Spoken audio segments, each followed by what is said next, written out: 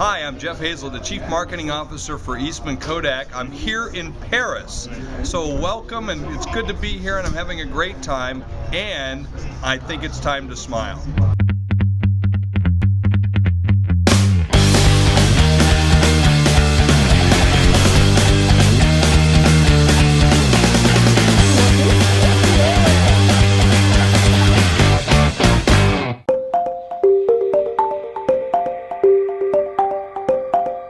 The company has gone through a massive transformation.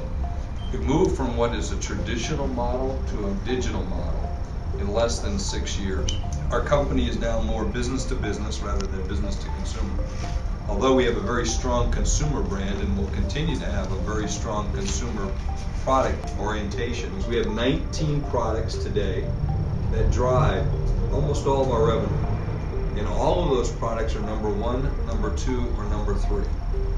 And so most of those products are now digital. Kodak is being identified as one of the leading social media companies and new media, in that we're changing the way the game is being played.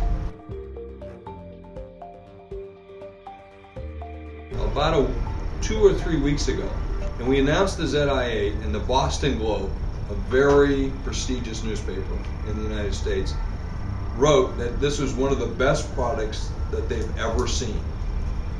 But they asked, what marketing genius came up with such a stupid name?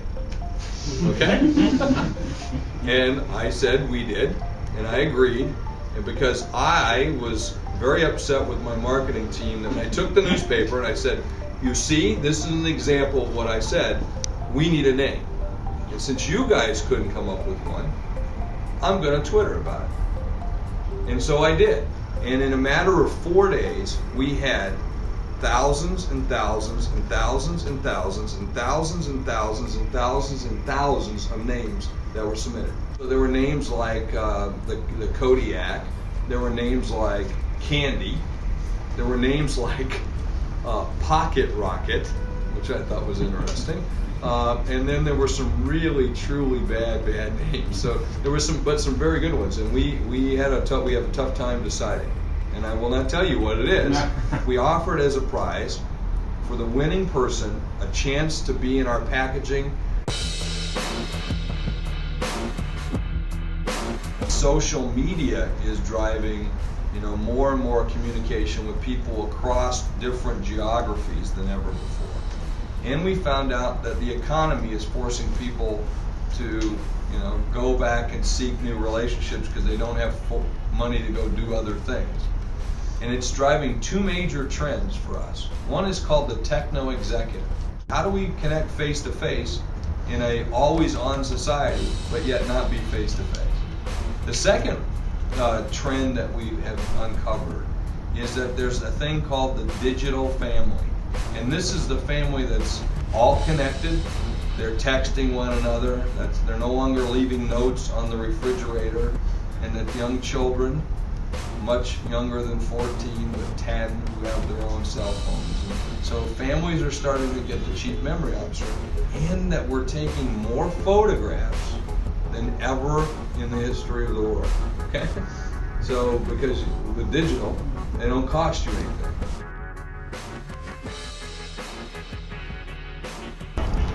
You are talking about connectivity, but what about wireless connectivity? What I mean by that is I can put a HiFi